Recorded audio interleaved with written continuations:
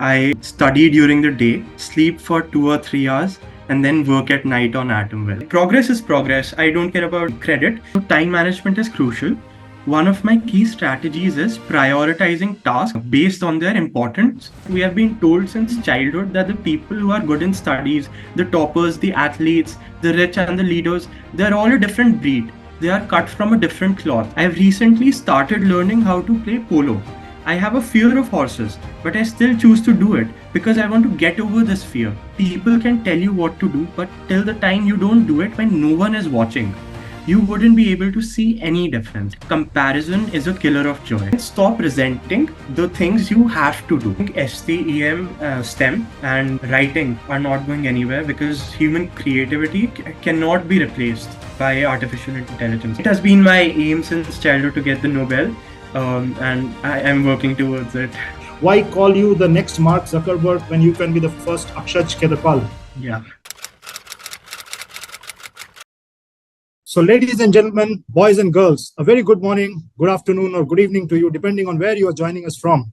My name is Ayon Banerjee, and I welcome you to a brand new episode of Towards a Better World on Thinkly, a platform that hosts best-in-class content from leading thinkers of the contemporary world. But first, let me tell you a story about how this community came about. Once upon a time, I used to know a teenager who was convinced that he was destined to become something spectacular in life. Then one day, he grew up. Soon, the days slipped into years, and the years slipped into decades. Until one fine morning, when he looked into the bathroom mirror and found a stranger in there. A stranger who reminded him of a typical non-hero character, one of those Woody Allen movies, someone who was standing at intermission and was unable to account for thousands of days that had slipped by, taking all his innocent and all his absurd dreams along with them. That teenager used to be me. Or maybe he used to be you, the you who you left behind at misty bends and messy ends as you went about earning your scars and chasing illusions that you mistook for real life. Time is indeed a strange commodity that is reconstructed in memories and deconstructed in regrets as it goes by. Most of us sleepwalk through our youth in trying to win some kind of an identity. Then we stumble upon middle age and we scramble to preserve that identity. And suddenly, standing at midpoint, we realize that somewhere in the medley of all those artificial races that we were enlisting in, we have quietly let go of our greatness, partly by design, partly by default. The first pangs of urgency hit us. We know that this is no dress rehearsal. It is our own life that is gliding past us furiously fast. So we straighten up and reach for it. The past few years of my life have been a period of pause and reset for me to recalibrate and find my personal 2.0. I agree. It might not fetch me that Olympic medal anymore, a Nobel or a Booker in this lifetime, probably. But it's possible that I can play a role in someone else getting there. Because someone had written somewhere that one day in your journey, the you who you became will come face to face with the you who you could have become. In the years ahead, I have chosen to test this out with my personal toolkit, my realizations of having lived a life of sorts. At least I owe it to that teenager whom I'd like to see eye to eye as we shake hands on the other side of the finish line. This podcast is one of the initiatives born out of the same endeavor, where I talk to inspirational people from all walks of life. Today's guest, incidentally, happens to be a teenager himself, and what an exceptional teenager he is. In this age of Instagrammers and YouTubers, he is an award-winning scientist with a published theory about the universe. He is a national level martial artist, a best-selling author, and a founder who is into AI research. Like always, we'll keep the last few minutes for Q&A. So without further ado, let me welcome Akshaj Khetarpal. It's a pleasure to have you on the show, Akshaj.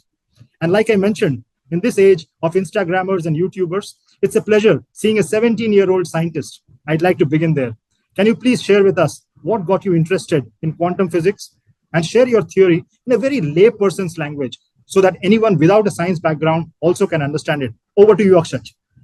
Thank you for having me, sir. It is a great pleasure. My interest in quantum physics started at the age of 7, when one of my cousins, who was pursuing theoretical physics, told me about a theory called the Schrodinger's cat. It is a thought experiment that says that if there's a cat in a nuclear explosion-proof box that does not let any indication of detonation outside, and there's a bomb kept inside it, And if we close the box and move far away, press the detonation button, then till the time we don't open the box to check if the cat is dead or alive, we can consider the cat to be both dead and alive at the same time because of our uncertainty of the result. The bomb could have gone off or it couldn't have, but till the time we don't check, till the time the result is not definite, we consider both the possibilities together. This conundrum, this mystery in quantum physics fueled my curiosity to delve deeper into other theories, and the formation of the universe was one of them. I always wondered that there was something missing in the Big Bang theory and something not so fictional about the multiverse. Let me explain this in layperson's terms. The Big Bang theory says that the universe started as a tiny hot point about 13.8 billion years ago and has been expanding ever since, creating everything we see today. And the multiverse theory suggests that our universe is just one of many existing in a vast, larger multiverse. So, my theory is a combination of the best of both of these and some more added ideas. It is called the multi balloon theory and alternate theory of the universe. The theory suggests that there are multiple universes that are like a series of nested balloons, each within another, similar to Russian dolls. If the matter inside a balloon reaches its limit, the balloon bursts, potentially filling the outer balloon with its own matter, creating and expanding that new universe. It's as simple as that, nothing more complex. One universe's demise causes the birth of the new universe. Only the mathematical proof is a bit scientific. That's it. I think that's quite loaded. I mean, for someone of your age, but I think it's something about that age which intrigues us about quantum physics and relativity, like we were discussing offline Yeah. before the show, Akshaj. So yeah, like I mentioned to you, when I was your age, I also got interested in quantum physics and relativity, and especially your Schrodinger's cat thing, which is either dead or alive. It can be both dead as well as alive. So that's something, it's very intriguing and interesting for someone at 17. Uh, and like I was asking you, so it's like also to do with thoughts and things, and how kind of how things come about, and how things can have an alternate reality. And I think we'll talk about that as we go ahead. So fantastic. So you mentioned, I heard your talk at your NewsX. And by the way, for the audience, Akshaj is a NewsX Gen Z Millennial Awardee, plus many more. He's been featured in the Sunday Guardian, and his work is published in a work in Berlin, etc. So what I was listening to you, Akshaj, in during when you were talking in that forum while getting the award. One of the things that got me intrigued was that you were also talking of martial arts and sports, because you are somebody who has got a very rare combination, who is an academic and also a sports person. So what got you into martial arts? Because that was very interesting. Because what got can you share with us your journey, normal teenager to a national level athlete and a champion of the North and East Indian zones in martial arts? My journey actually started in martial arts at the age of 4. But I was Oh, ready for it even when I was 3. So one day in my society, I saw older kids practice Taekwondo. I was fascinated by it and wanted to join it right away. But because I was a little too young, I was asked to come next year. So as soon as I turned 4, my mother enrolled me. I was dedicated most of the time, but sometimes I didn't want to continue because of all the hard work and the fights, and they were sometimes too injurious. I was younger, weaker, and inexperienced compared to the other kids.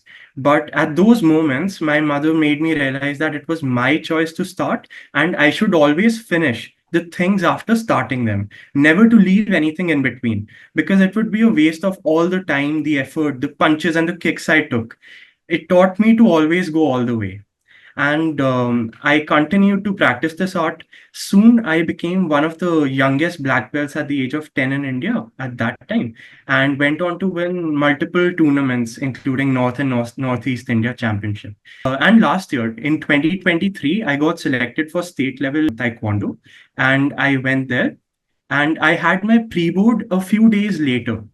So it was a very challenging time because I was focused on academics as well and my Taekwondo fight. So I was in a hurry, but I wanted to perform well. So I focused on my fight and I won the bronze medal in the state level Taekwondo. And then I got selected for nationals during that time as well. So, do you still practice Taekwondo? I am practicing, but I will be taking a break because I'll be going to college soon. So there I'll be either I'll form a club there if there isn't any, or I'll join a club. What other physical activities do you need to do to keep up your standards in Taekwondo? Because I'm ignorant about, I don't know about it. That's why I'm asking you. Okay. Generally, I do push-ups and normal exercises, no gym at all, just calisthenics, yoga, some kind of yoga, stretches, so that my body is flexible as well as strong. Just that, nothing more.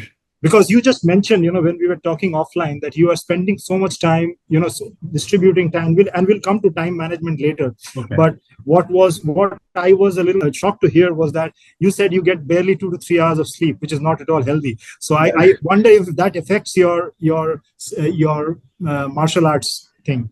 It does. I don't recommend sleeping less than 8 hours because it makes you your focus goes down, your intellectual levels go down. But sometimes when you have to do it, then there's no choice. I don't have a choice right now because I have to finish my app before I go to college because then I have to focus completely on college and the academics there and making new friends as well.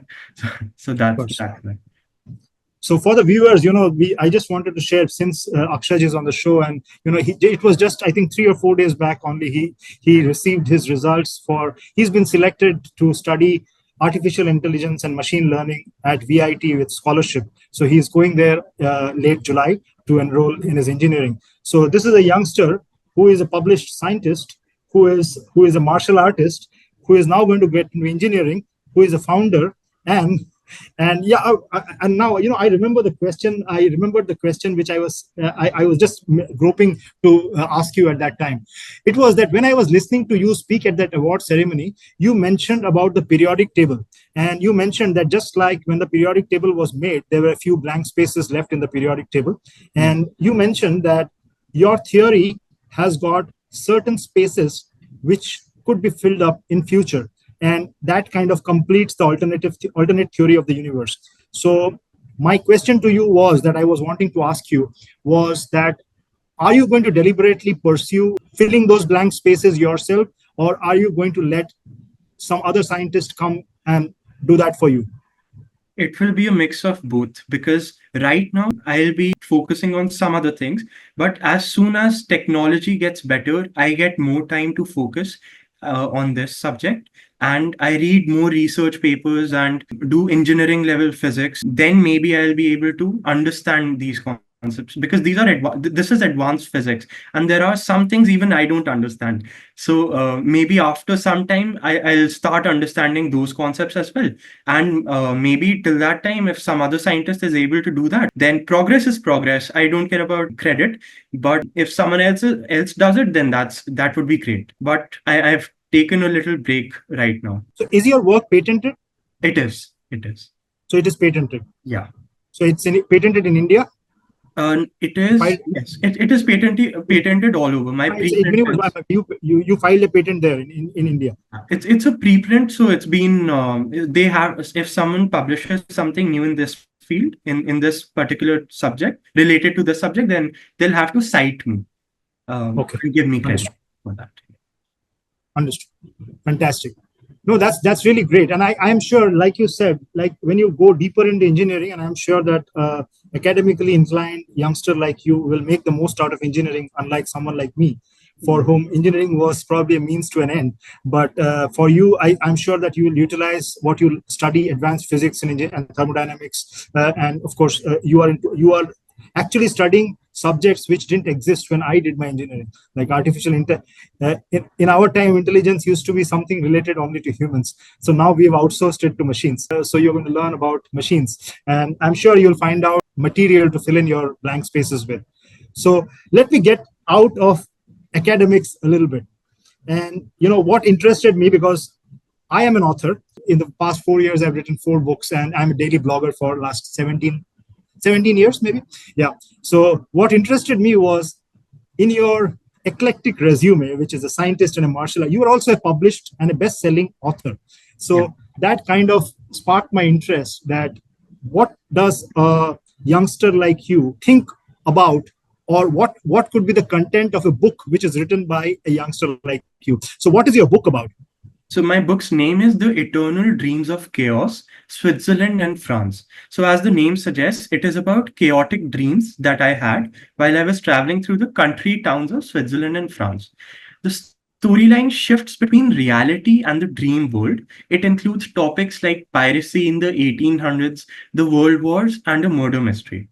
This is the first volume of the series of books that represent real life incidents, actual dreams I once experienced, and the struggle to control this strange phenomena. Every consecutive book will be longer and the dreams will become more complex. And I plan to release the second volume by the month of December this year. And I've dedicated the first volume to my grandfather. And I would request the viewers to look it up on Amazon. And that's all about it. Fantastic. I don't know if you consciously did that, but I see a parallel between your interest in quantum physics and where we began, Schrodinger's cat, and alternate versions of reality. Because there's a saying, one of my favorite sayings is, where science ends, philosophy begins, and where philosophy ends, spirituality begins. So the crux of our Indian, Advaita philosophy, which is non-dual. I don't know, you're too young probably to know that, to study that. I mean, as you get older, you'll probably get interested. So non-duality, what it says is that really what is real is basically which doesn't change. Anything that changes or which is relative cannot be real. So basically, we have three states in our conscious existence. One is our waking state, one is our dream state, and one is the state of deep sleep. So basically, and we should be proud about it, because this is ancient Indian spirituality, and we can see how much scientific it was. It says that the world arises when our mind arises. So basically, your waking world seems more coherent because your mind sees a continuity in it, and the dream world is also a work of your mind. It stems up from it's a combination of your imagination and your memories. So that's how your dream world steps up.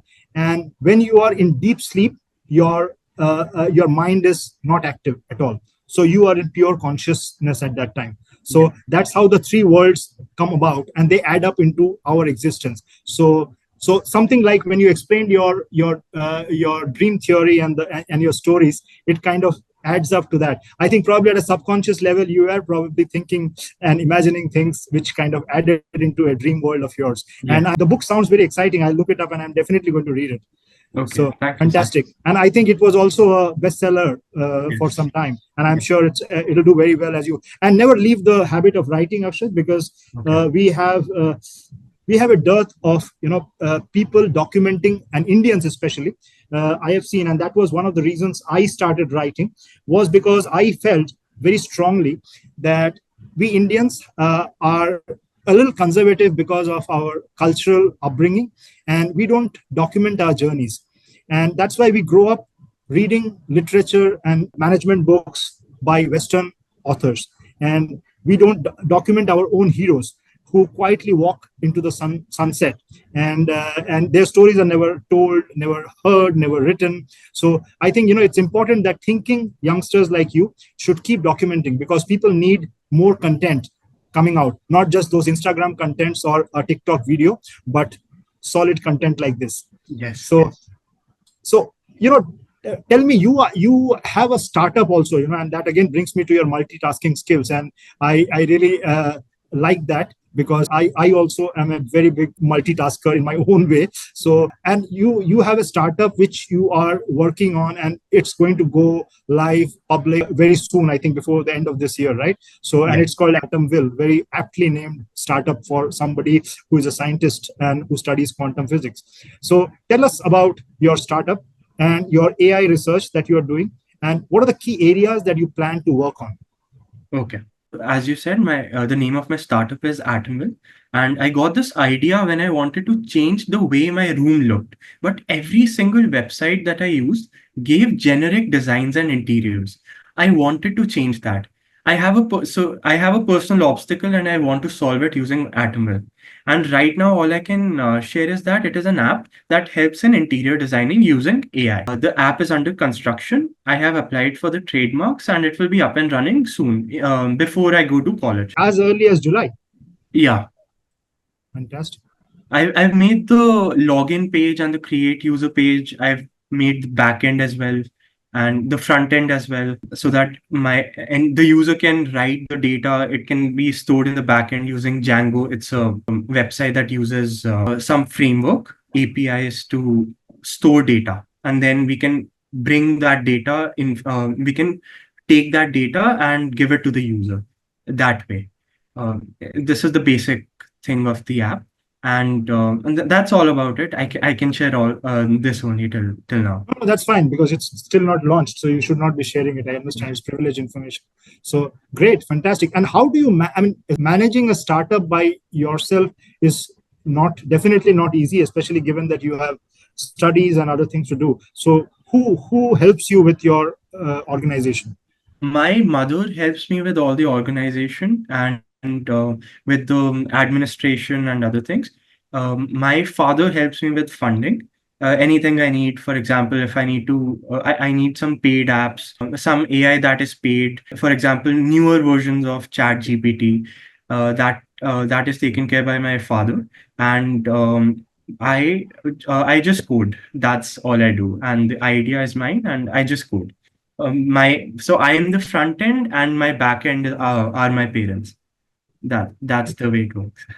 Fantastic. What a great backend to have. Other kids would be envious of you, I mean, to have such supportive parents. And for the viewers, Akshaj's parents both are chartered accountants, both of them. And his dad is a CFO in an organization also.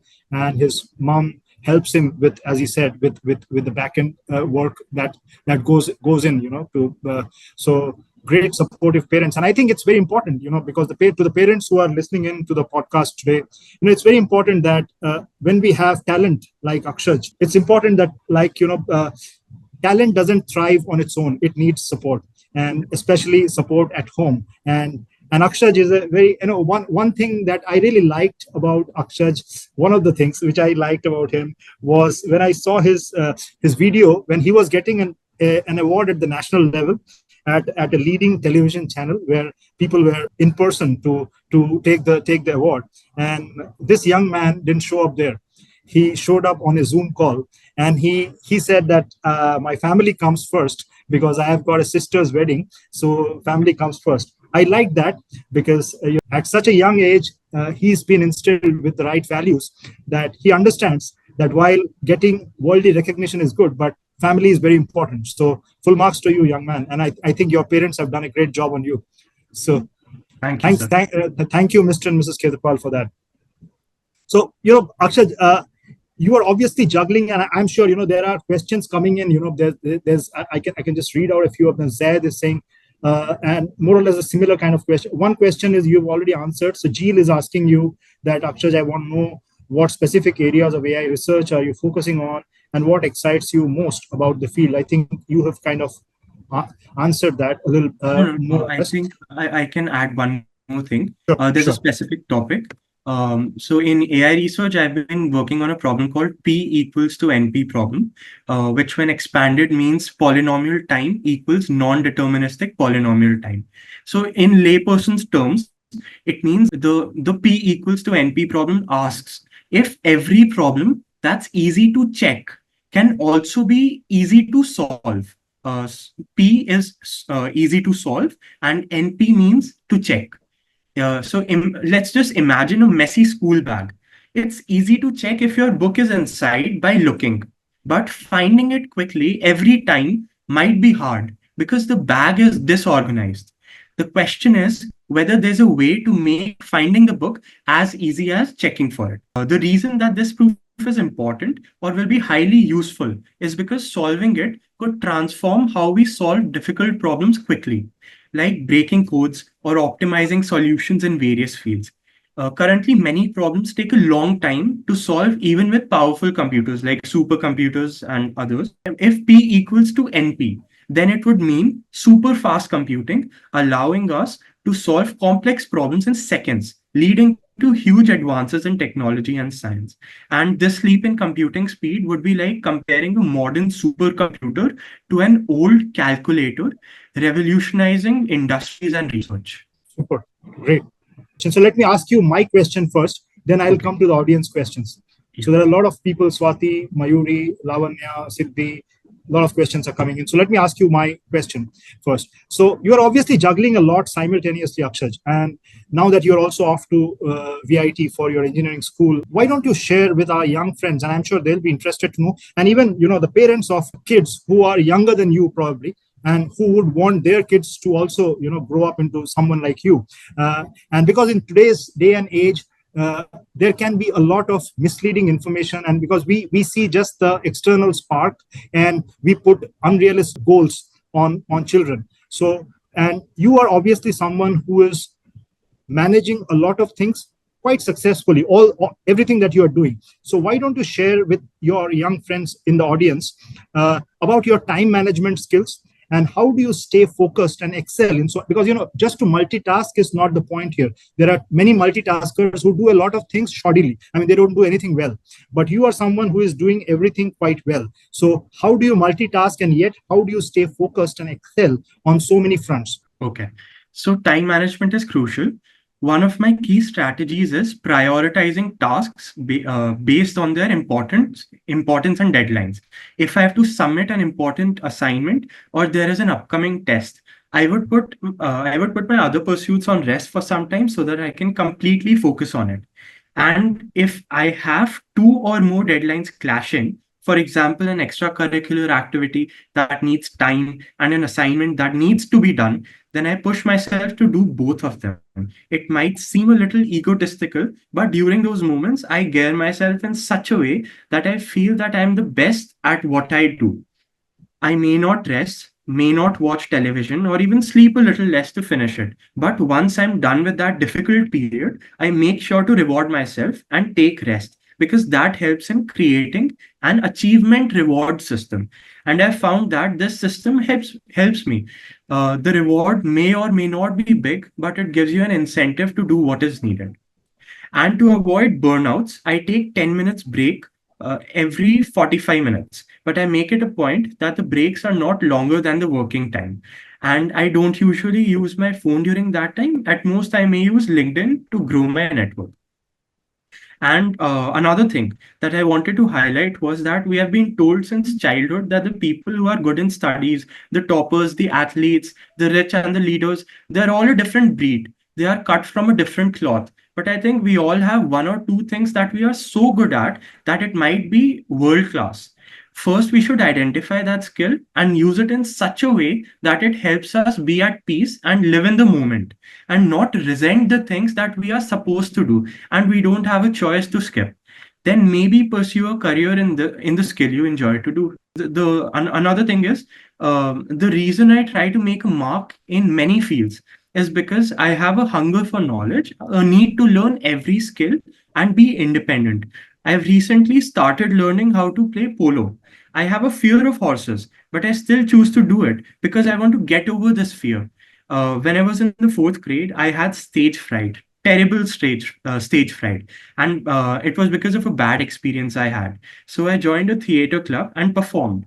Everyone in the audience applauded. So this boosted my confidence, and I got over my fears. I do these things because they scare me. They make me a better person. They give me more skills to enjoy and to get over my fears. And related to this, I came across a quote that I love. It says, "The magic you are looking for is in the work you are avoiding." People can tell you what to do, but till the time you don't do it when no one is watching, you wouldn't be able to see any difference. And the last thing I would like to say is that comparison is a killer of joy. Fantastic, fantastic. This is probably the best answer among all. Maybe this question also has a lot in it that draws out your personality. And trust me on this, Akshaj, you can ask your parents. If you were born like 3 decades ago, your ideas would have been considered radical, because take it from me, as someone at your age who was also a multitasker, and I used to get a lot of flack from not from my own parents, who were quite okay, but my friends and their parents used to say that, during our days, academics was the only, everybody was a one trick pony. And there, if you were not, and everybody had to become either an engineer or a doctor, I don't know why. And if you had any other pursuits, they would consider that, it's not. And I always have been a big supporter of, and although people say that multitasking is bad, I have always been a supporter of multitasking for the simple reason, because in this world which is disrupting faster than the rate of Moore's law, during my parents' time, for example, people used to stick and work in the same organization for all their lives. During my generation, people started becoming companies people, where they started to hop around companies peddling a specific set of skills, and they would go to 5 or 6 different jobs in a lifetime. But in today's world, you cannot even sustain with your skills in the same organization or the same kind of work for more than 3 to 4 years. So you have to reinvent your career every few years, and your agility becomes your greatest ability. And the way that you mentioned, and I love that thing which you said in between, was that you convince yourself that I am the best in this. That is very important, because you don't compare yourself with anyone out there, but you compare yourself to the best version of your own self, and you compete there. And I think that kind of gets you out of bed every morning. And I think that's why you are doing well in so many different fields. So congratulations for that. I have a quick rapid fire round for you before we go to the audience questions. Are you ready for it? Yeah. Yes. All right. So I'll ask you 5 questions. Okay. Who is your favorite author? H.G. Wells. He wrote The Time Machine. Invisible Man as well, right? Yeah. Yes. Which one of your pursuits was the most challenging for you of all that you're doing? Writing the theory was the most challenging for me, because it required a lot of advanced physics, going through research papers and citing them, writing and understanding long equations that even I couldn't comprehend at one point of time. But the instant the preprint was published, I had extreme contentment. Okay, good.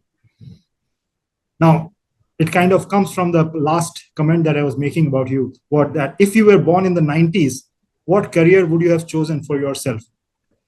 So 90s was the golden era of technology and IT. I would have been in the same career that I've chosen now. Either I would have contributed to it or started my own venture, because of the fondness I hold for it. And if I had to choose any other field, it would have been a lawyer. It would have been law or investment banking. They make a lot of money. Okay, fair enough. That's a separate thing, but that is also important, I think. No, that's fair enough. Good answer. And just before I ask the next question, a quick comment for the audience. Akshaj, although his parents are both chartered accountants and they are the support behind all that he does, Akshaj's role model actually is his grandfather, who came in from our neighboring country, and who had to leave everything behind. And he started from scratch in a new country, did engineering, and he is somebody he looks up to, Akshaj, and he is his role model. So my question is, who are your role models, or who are your role models, Akshaj, outside of your family? I have many role models, but 3 of them come on top. One is Mark Zuckerberg. Another one is Steve Wozniak, the co-founder of Apple, and Mr. S. Jaishankar, India's Minister of External Affairs. I admire the way he handles diplomatic relations and the way he speaks. It's really... I am a big fan of his. He's a gem of a person. He's a great leader. Yes, of course. Great role models to have. And I like that you mentioned Steve Wozniak. So, he is also a very contrarian person and very media reclusive. He's a media shy, and he's a quiet worker, a quiet genius, as they call them. So great. All 3 role models, great. So the last question, where do you see yourself 10 years from today, Akshaj? In the next 10 years, I see myself leading my company, driving the market, and learning new skills that make me a better human in an overall sense. Good. Fantastic, Akshaj. Great answers. It was great listening to you, and I love the blackboard behind you, which is a very rare thing to see in a youngster's bedroom these days. I think I cannot read them, but I can see equations and some scientific scribbles on your blackboard there. Okay. So There are two things. One is the scientific scribbles, and that was the day when I got the idea for AtomVille. So that was the first things I wrote about AtomVille on my blackboard. super. People always love to listen to and learn from young people like you who are really making strides and making the society a better place. Because I always feel that there is no point in complaining about what is wrong in the society. The only way you can change society is either be the change yourself, or you bring up the right role models for the society. So I think I would rather bring out a 17-year-old scientist as a role model for the future generations, rather than a 17-year-old who gets drunk in a bar and runs people over. So I think we can change society by changing the role models. So with that, Akshaj, let me start reading the questions, and I hope we can answer all of them. So Swati is just saying, good afternoon to you, Akshaj. Zaid has told, Akshaj, how do you approach learning new skills or subjects? How do you stay updated in such rapidly evolving fields? I've got some subscribed to some channels. For example, Life Science is one of them, space.com. And in science, these are the news channels that I've subscribed to. They give me emails and other things. And I read a lot of news. That helps me to be updated with all the things that are going on in the world. And there's InShots as well. Those quick news and Thinkly, for example, I've been using Thinkly a lot. It gives me Really? Wow. Yeah. I didn't know you were on Thinkly. Okay, good. So I go through news a lot, read newspaper, and then I've got newspaper clippings. So that way I update myself every day. Wow, you're a chip of the old block. You read newspapers. I mean, who reads newspapers in today's generation? Fantastic. My father makes me read them. Good. Thanks to him. Mayuri is asking you, my question to Akshaj is, what or who inspires you to pursue such a diverse range of interests? In terms of role models, in pursuing these diverse topics, there is, I think, myself. I don't want to be egotistical about it, but I think I want to be the best version of a human being possible, a human has ever been. To understand all the skills, to understand all the knowledge, and then use it for something good, to be remembered in history. That's my aim. So that is why I have a hunger for knowledge and curiosity. Very good. No, that's a very fair and a fair comment. It's not egotistical at all, because you mentioned that you have role models like Mark Zuckerberg or Steve Wozniak and Mr. Jaishankar. But it's good to have role models, but it's not good to be clones of anybody else. You are just the best version of Akshaj. Why call you the next Mark Zuckerberg when you can be the first Akshaj Khetarpal? Yeah. Siddhi Dubey is asking you, what do you hope to achieve personally and professionally in the next 5 years? I think my 10-year question is 5 years here. Okay. So it's a shorter period. First I'll finish my engineering. Then I'll do my MBA. I'll start my MBA. And in between, I'll be leading AtomVille. These are the three things I have to focus in the next 5 years. Write a book as well. Write a book as well. Good.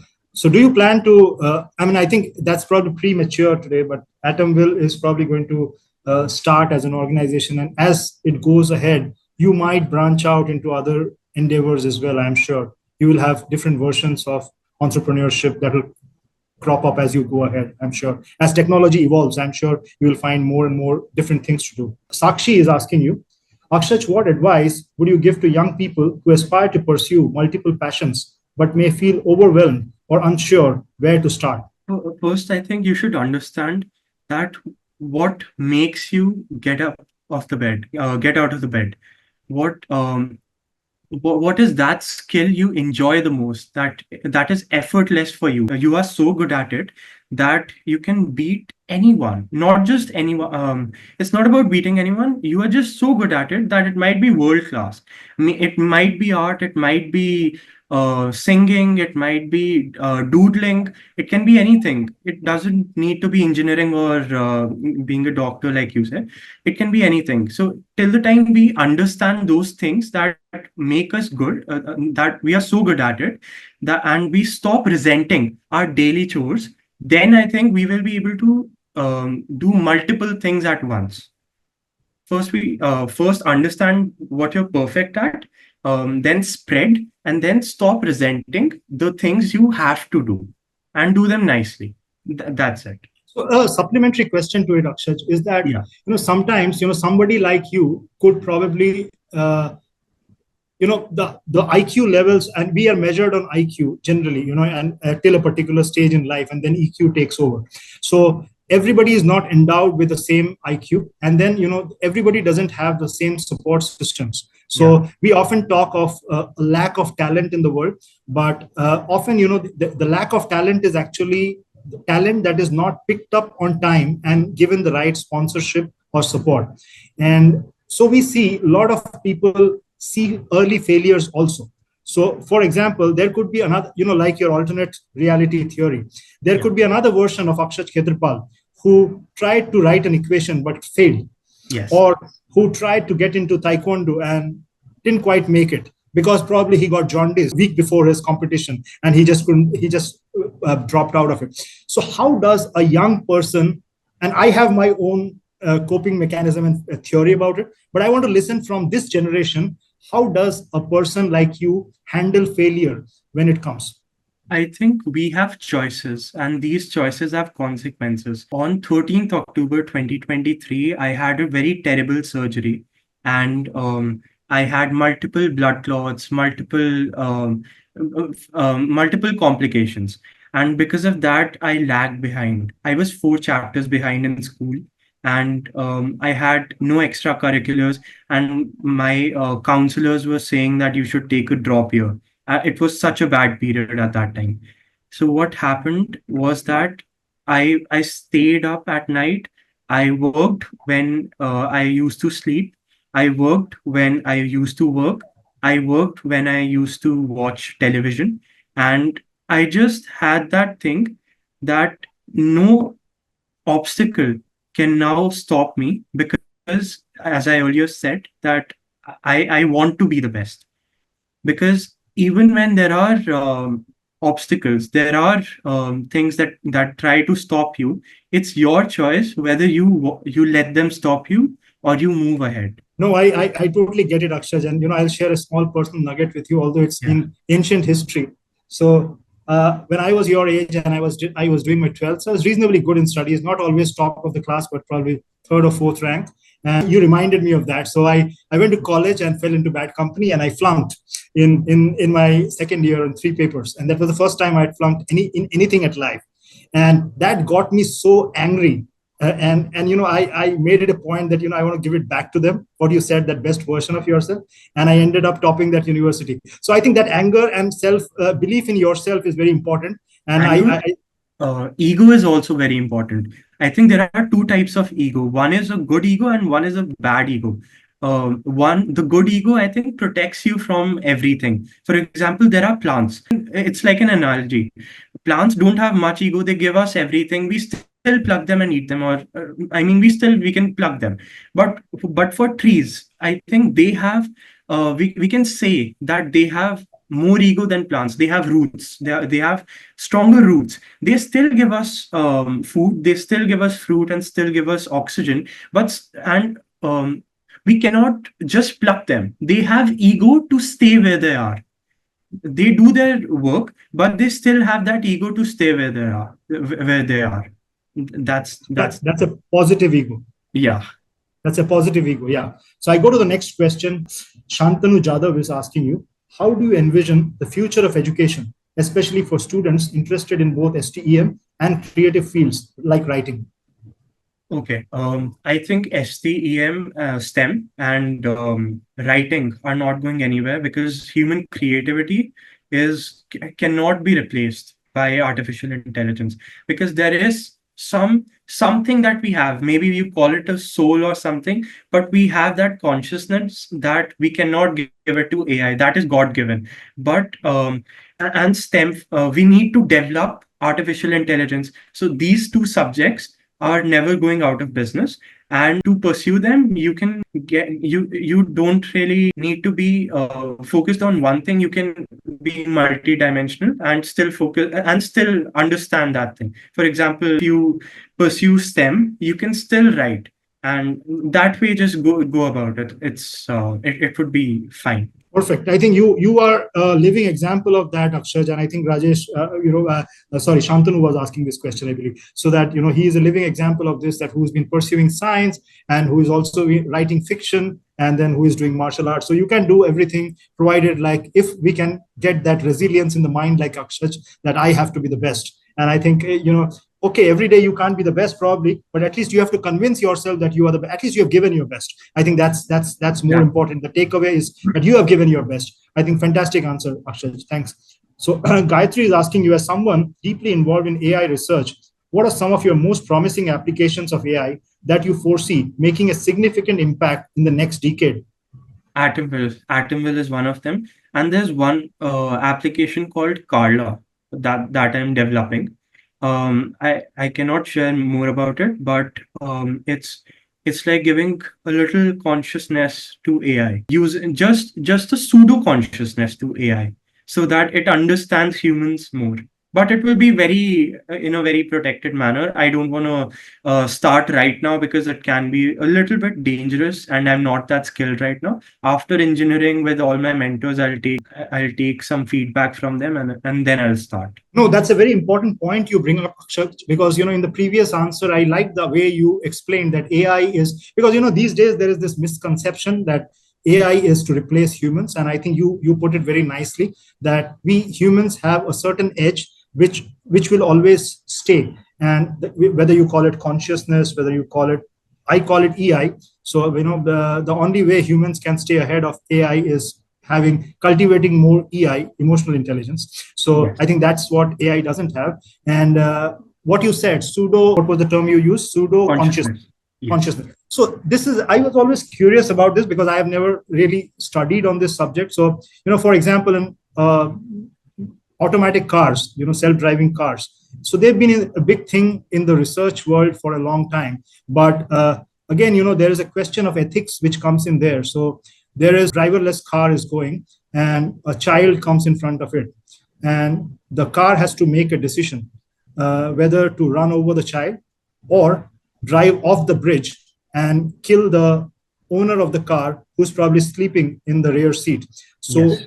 this kind of decision making is very human ethic driven decision making. So do you think that we will ever get to that inflection point or that intersection point where human ethics and emotions and capabilities of AI will intersect to make a good team?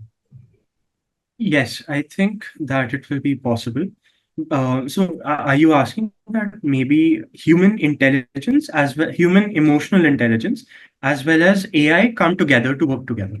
Or Yeah, is so it? this decision is pre-programmed, right? The car has a pre-program inside it. Yes. So it will be either of the two, that either it has to drive off the bridge and kill the owner, or it has to run over the child and save the owner. So Yes. will we get to a position where the car can make an emotionally correct decision, which will be good for everyone? It will not be just a machine making a decision, which is pre-fed during a time when the person who is programming it might not have envisioned that this could be a dilemma that the car will face. Yes, I think that might be possible because there's a new technology called EEG. I'm not sure about I'm forgetting the full form, but it uses brain waves to take data from the mind. It's not as advanced till now, but it might get better in the near future. So then what we can do is we can take multiple people. One can be an ethics professor, one can be a normal human, one can be a good human. So that way we can take their data take their experiences, because each person has a different experience Sure. from childhood till the end. So we can take these experiences and program the car in such a way that it is a mixture of all these humans and the best version of them, so that we can take the human emotions and put them in the car. Fantastic. Great. So yeah, that was always, I always wondered about this, but I really didn't have a because I for one can never trust a self-driving car because maybe I'm old school. Yeah. So that's one. So Desmond is telling you that Akshaj, it's really impressive what you're doing at such a young age. Wishing you all the best for your future. Shine bright. Then Jignesh Mistry is saying, hi Akshaj, what role has AI research played in your life so far, and where do you see yourself taking it in the future? Okay, AI research till now, it has only given me sleepless nights till now. But in the future, I think I'll be solving P is equal to NP problem, which is one of the most difficult problems in computer science as well as in mathematics. So maybe that might help me to get the Nobel Prize, but not the Nobel, the Turing Prize. So that is my final aim. Why not the Nobel? Nobel, they don't give Nobel for the computer science. No, but you will probably broaden yourself into more generic physics, I'm sure, as you go ahead. Right? I want to do that. It has been my aim since childhood to get the Nobel, and I am working towards it. Fantastic. Such a refreshing statement to hear from a 17-year-old who aspires to win a Nobel. So great. Congratulations for that. So it's a little egotistical, I think. No, not at all. Not at all. Not at all. Nobody gets a Nobel accidentally. It is very, very, very deliberate. People have to plan and work at it for decades, and then they get it. So it's not egotistical. And just get it out of your head that I think sometimes being self-confident is better than being falsely modest. Yes. Humility can often be a hiding place. We Indians think that humility is one of the greatest virtues, and rightfully so. But it can also be misinterpreted sometimes because, for example, if I don't touch someone's feet in public and take a picture of it, it doesn't mean that I'm not humble. Yeah. Or if I am confident of my abilities and I speak about it, it doesn't mean that I am arrogant. So there is a thin line that divides arrogance and pride. I think an arrogant person always has something to prove, and a proud person often has nothing to prove except to himself or herself. So I think people mistake a proud person to be an arrogant person. So never think that it is egotistical. It is pride, and it's very good to be proud. Okay. So keep it up, because that's what's going to get you that Nobel. And one last question, Akshaj, because you are a creative person also, who's written books, and people keep telling me that AI and with this ChatGPT coming, I don't know how to use ChatGPT, by the way. So my daughter laughs at me because I never wanted to learn it. So people say that it's going to take away the creative essence of people, but I've seen some work by ChatGPT. It's not bad secretarial work, I'll say, but where it comes to real finesse of creating something, I have not seen a product come out of it which so far can challenge a real creative person, a human being. So do you think that my understanding is correct, or I'm becoming old? No, it's perfectly right, because I've seen that when I use the prompts of ChatGPT, it gives incorrect grammar sometimes. The grammar we don't usually use. For example, it gives the hyphen sign in between. So people don't really write a report with a hyphen sign in between.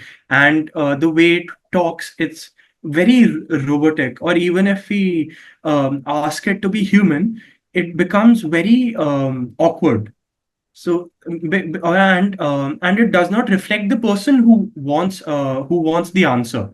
So it's completely generic. It is completely not human, robotic, and not that, as you said, finesse. There's no finesse in it. But in the near future, I think they might use EEG, as I was saying, the brain thing. That might help, but no, I don't think that it's at that level right now. And writing, I think, I always believe that as you write regularly, you're writing, and when you write for public consumption, it's not writing in your journal. When you're writing and publishing stuff, You are doing it for public consumption and you get a readership. And I think over the years, your writing develops an accent. It's not an accent in terms of language and grammar, but it's also an accent for what you stand for and what you do not stand for. And your audience knows exactly what they expect from you and what they don't expect from you. And I think that is something which AI can't take away from humans, because humans have an accent to their writing. Everybody knows, even a very mediocre fiction writer, I won't name him, you probably know the name, I don't want to name him on the show, an Indian fiction writer who is the most successful fiction writer in India today. I mean, he writes terrible English, but he has got a huge audience, and that's because the audience loves his accent. So I think that's very important, that you need to retain your human accent when you write. And I'm sure that we'll see more of Akshaj's accent when you write that next book of yours, probably during your engineering. Yeah, probably. Yes. I will start my writing soon. I don't want to give it up. Yes. So, yeah, maybe carving out a few minutes every day is good enough, I think, for you, because you already have a lot on your plate. I think Yeah. you need to manage quite a lot. Any final words, Akshaj? How would you like to sign off as today, and till we get you again on the show? Be yourself, and comparison is a killer of joy. Fantastic. So I'm sure the audience here, ladies and gentlemen, boys and girls, you also enjoyed this conversation as much as I did. For me, it was fantastic, because it's been a long while since I have spoken to such an energetic and lively youngster who is so bright, so confident, and this is the kind of generation that we are looking for to build our country into a resilient top 3 economies of the world, into one of the top 3 economies of the world. So congratulations, and keep up all the good work, Akshaj, and all the best to you for all your future endeavors, especially your engineering that's coming up. And I'm here for you. Let me know if I can be of any support to your endeavors anytime. Thank you, and God bless you. Thank you, Team Thinkly, for hosting us, and for our viewers here who are coming to Thinkly for the first time. I would encourage you to join this platform. This is a great platform for content-driven viewership. It's a knowledge app, and you just heard Akshaj himself, who was saying that he uses it. So it's a good platform to be in this age of fake news and being bombarded by agenda-driven content. This is a completely voluntary content that you can choose and consume. So thank you, Thinkly. Thank you, Akshaj. And thanks everyone who took their time on a weekday to join us. So look forward to have more such sessions soon. Thank you very much.